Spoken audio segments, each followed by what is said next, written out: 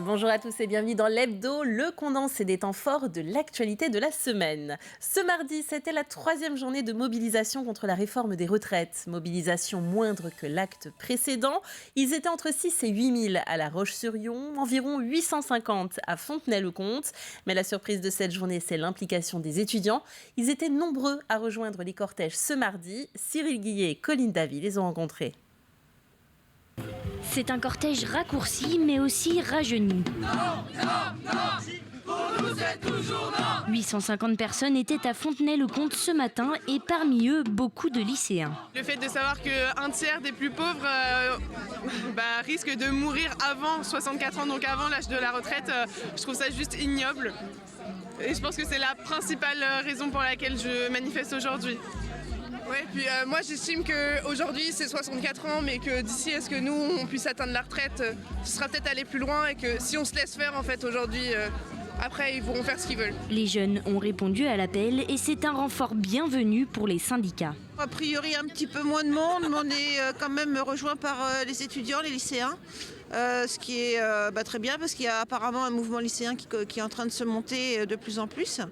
Voilà, mais en même temps, faire la grève, ça coûte à tout le monde, donc c'est difficile aussi de continuer à venir manifester. Alors un petit peu moins de monde, mais beaucoup de jeunes. La première mobilisation, il y avait beaucoup de fonctionnaires. La deuxième, beaucoup de gens du privé. Et là, beaucoup de jeunes. En fait, ça veut dire qu'à chaque fois, il y a des gens nouveaux qui viennent et qui n'ont pas envie de cette réforme. À La Roche-sur-Yon, en début d'après-midi, le cortège était plus imposant. Ici, les jeunes se fondent un peu plus dans la masse, mais ils sont bien présents.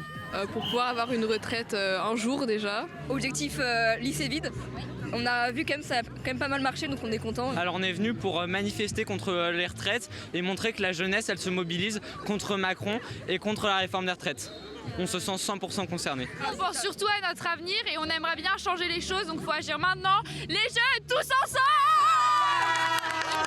Pour les syndicats, cette mobilisation lycéenne symbolise l'ampleur du mouvement de contestation. Oui, il y a aussi des jeunes, il y a tous les âges, il y a tous les types de travailleurs du secteur privé, des petites entreprises, des grosses entreprises, de la fonction publique aussi, parce que tout le monde est concerné par cette réforme qui est injuste et brutale. Et pour ceux qui n'ont pas pu se déplacer aujourd'hui, un 4e rassemblement est programmé samedi.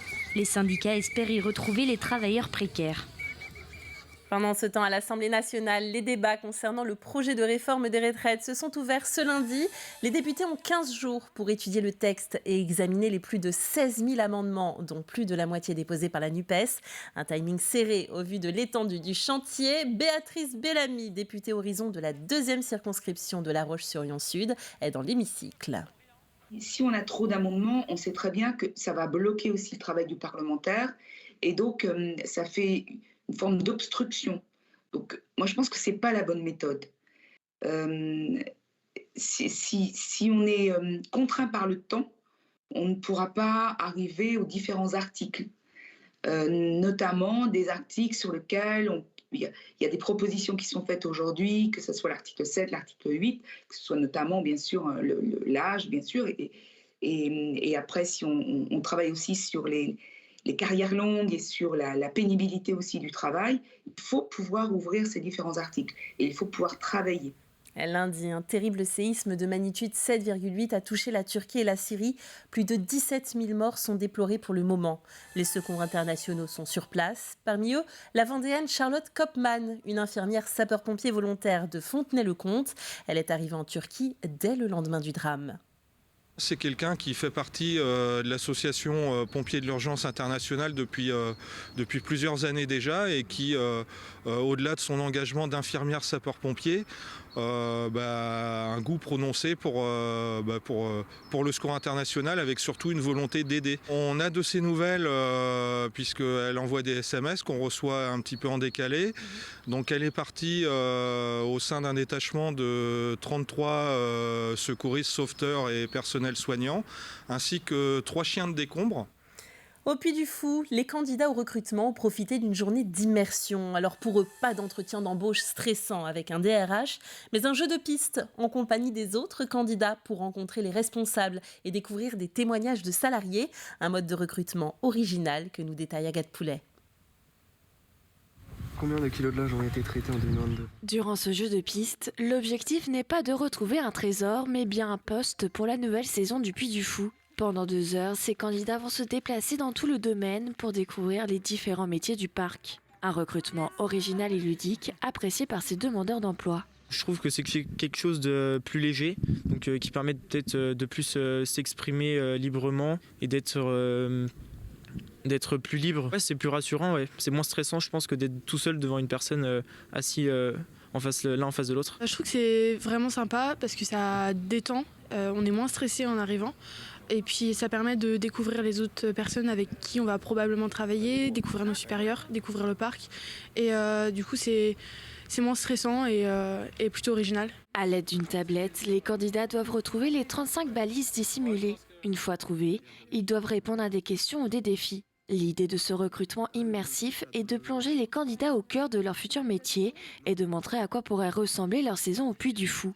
Un concept imaginé par l'entreprise événementielle vendéenne Lova Game. En fait, on avait été appelé il y a quelques mois par Pôle emploi les Herbiers pour faire un énigme emploi, pareil, sur des métiers en tension avec des jeunes. Et en fait, le Puy du Fou participait et ils ont apprécié le concept. C'est pour ça que quelques semaines après, ils nous ont appelés pour qu'on fasse quelque chose de différent, mais qui puisse découvrir les métiers par ce biais. Pendant le jeu, 5 secteurs sont ciblés comme la restauration, l'hôtellerie ou l'entretien de l'environnement, des métiers actuellement en tension. C'est particulièrement sur ces métiers qu'on va se concentrer justement pour essayer de se réinventer, d'avoir une nouvelle façon de recruter pour projeter au maximum nos candidats. Un recrutement revisité qui permet aussi d'en savoir plus sur les profils des candidats. Vu qu'on passe quasiment 2h30 avec eux sur le jeu, en fait, on discute et on voit un peu les personnalités, les qualités, qui va être un peu plus à l'aise à parler, à prendre un peu le lead sur un groupe ou pas. Et c'est justement ça, nous, en tant que RH, qui nous permet de cibler un peu les qualités. Et ensuite, chaque responsable en entretien pourra un petit peu plus accentuer sur la partie compétences et disponibilité. Le Puy du Fou espère recruter la majorité des candidats de cette session, puisque 70 à 120 postes sont à pourvoir dans ces secteurs pour la saison d'avril à novembre. Je vous laisse continuer votre jeu. C'était un plaisir de vous accueillir à la bijouterie. On vient de le voir, les recherches pour les emplois estivaux démarrent dès à présent. Face à la demande, s'organisent de plus en plus des salons de l'emploi saisonnier. Aux Herbiers, Job en poche revient au Parc Expo du 22 au 24 février. Alors, le mercredi 22 et jeudi 23, des ateliers sont prévus pour préparer les entretiens d'embauche. Et le vendredi 24, le job dating sera organisé de 9h à 14h. Alors, Job en poche, c'est une opération que nous faisons régulièrement et qui est à destination des jeunes, afin de faire rencontrer ces mêmes jeunes avec des employeurs, des recruteurs, pour décrocher des emplois saisonniers. Alors, cette année, c'est ouvert à partir de 17 ans. Effectivement, les mineurs, à partir de 17 ans, pourront venir. Et effectivement, il y aura des offres qui leur seront dédiées particulièrement. Ils ne pourront pas tout faire, mais une partie des jobs, ils pourront le faire. Ça dépend des branches, en fait. Ça dépend des branches d'activité. Certaines branches le permettent, d'autres ne le permettent pas. Mais en tout cas, on aura un grand panel, donc tout le monde sera le bienvenu. Mobilisation jeudi matin devant l'école René Jolin de Fontenay-le-Comte par une trentaine de parents d'élèves. Ils protestaient contre l'annonce d'une fermeture de classe au mois de septembre, arguant qu'une partie des élèves n'est pas comptabilisée dans les effectifs de l'école. C'est notamment le cas des gens du voyage, qui ne restent parfois que quelques mois, les enfants de militaires et gendarmes, dont les mutations ne sont connues qu'à l'été, ainsi que les enfants du dispositif Ulysse, et les classes finissent surchargées. On serait pratiquement à une trentaine d'élèves par classe, puisque dans les effectifs ne sont pas comptabilisés les enfants, ce qu'on dit appelés enfants Ulysse, qui ont des problèmes de handicap, enfin des handicaps reconnus. Et aujourd'hui, sur René Jolin, nous avons 12 élèves qui sont concernés par ce programme Ulysse, mais qui ne rentrent pas dans le calcul des effectifs. Une réunion a eu lieu en présence de l'inspectrice de la circonscription qui leur a assuré une fermeture provisoire et un recomptage des enfants en juin et en septembre. La réponse ne satisfait pas le collectif qui reste mobilisé. L'annonce est si rare que lorsqu'un nouveau médecin s'installe dans une commune vendéenne, c'est un véritable événement. La ville de Saint-Hilaire-de-Riez vient de recruter son premier médecin salarié. Le docteur Nolwenn Ortiz de Zarat exercera à partir du mois d'avril. Elle exerçait déjà dans les départements par le biais de remplacement depuis 2020. La médecin sera donc la première à rejoindre le centre municipal de santé. Il en reste 2 autres à trouver. C'est sûr que ça rassure par rapport à la charge de travail qu'on a en libéral qui fait peur. Enfin, voilà, quand on commence, on n'a pas très envie de faire beaucoup d'heures supplémentaires que que de soigner les patients. Ça donne un potentiel de pouvoir créer un centre pluridisciplinaire avec d'autres médecins, pareil, salariés. Pour moi, c'est signe qu'il y aura une bonne ambiance, Et petite précision qui a son importance, 1200 personnes sont actuellement sans médecin à Saint-Hilaire-de-Riez. Ils seront donc prioritaires et il n'y aura pas de liste d'attente. Du côté de Luçon, le parvis de la cathédrale est interdit au public depuis le 27 janvier dernier. Un périmètre de sécurité a été mis en place suite à des chutes de pierres provenant de la façade. Ce mercredi, des techniciens dépêchés par l'architecte des bâtiments de France sont venus poser un diagnostic sur l'état de l'édifice du XVIIIe siècle. Cyril Guillet était bien sûr présent. Depuis quelques jours, l'entrée principale de la cathédrale Notre-Dame de l'Assomption est interdite au public. En cause des chutes de pierre qui proviennent de la façade de l'édifice. Ce parvis avec cette façade plutôt 18e, un style un peu néoclassique, en pierre calcaire, fait que c'est une pierre assez fragile et qu'on présume que les températures chaudes de l'été dernier, plus la pluie de début janvier et les gelées ensuite qui ont succédé, ont pu faire que certaines pierres déjà fragilisées ont pu éclater et ont pu se détacher et tomber sur le parvis. Dès les premières chutes de pierre, le parvis a été sécurisé par la municipalité qui en a bloqué l'accès. L'architecte des bâtiments de France a, elle, mandaté une entreprise spécialisée dans le but de réaliser un premier diagnostic et de sécuriser ce qui peut l'être. Ils ont constaté ce qu'on voit déjà d'en bas, donc on a des pierres qui sont abîmées suite à la météo, aux intempéries, à l'usure naturelle des pierres. Et ils ont constaté aussi qu'on avait des petits morceaux qui allaient tomber. Donc là, ils sont en train de purger pour faire tomber tout ce qui a tombé. Ils vont aussi rejointoyer des joints qui ont disparu. Une fois ces travaux d'urgence réalisés, une réflexion va être lancée auprès de la Conservation nationale des monuments historiques.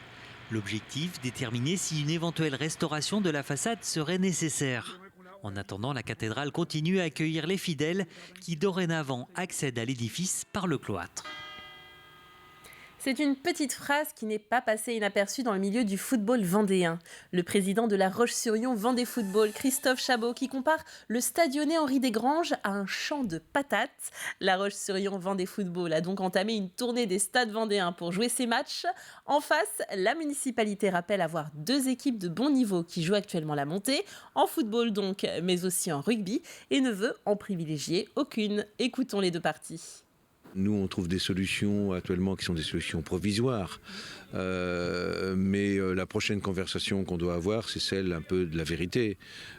Où la ville veut qu'on monte un beau projet tous ensemble. Et puis, dans ce cas-là, on continue à fédérer des entreprises et puis des joueurs et éducateurs de haut niveau.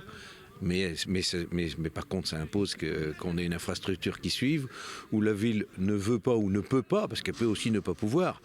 Et dans ce cas-là, on joue pas avec la même ambition. On peut très bien être un club de National 3, très sympa. Donc maintenant, la vraie question, et on va se la poser, je l'espère, ensemble avec la ville. La vraie question, c'est est-ce qu'on veut un vrai projet ? Si on veut un vrai projet, il nous faut un vrai terrain. Nous cherchons des solutions avec une délocalisation des matchs, soit sur les terres noires ou ailleurs, pour certains matchs, pour pouvoir alléger l'utilisation de ce terrain. Il faudra ensuite refaire la pelouse. Est-ce que c'est une autre technique de pelouse qu'il faudra mettre en place ? De toute façon, on ne pourra pas échapper avec les années qui viennent à la construction d'un nouveau stade sur la Roche-sur-Yon qui sera lui soit dédié au rugby, soit dédié au football, mais qu'on puisse séparer les 2 sports. Mais cela, c'est dans quelques années, 5-10 ans, c'est à voir. L'intégralité de nos reportages est bien sûr à retrouver sur notre site internet tvvendée.fr. Ainsi s'achève cet hebdo de la semaine. Merci de l'avoir suivi avec nous. Le retour de l'actualité fraîche, ce sera dès lundi à partir de 7h dans votre matinale. Et ce sera Alexandre Debré aux commandes. Quant à moi, il ne me reste plus qu'à vous souhaiter un très bon week-end et à bientôt sur TV Vendée.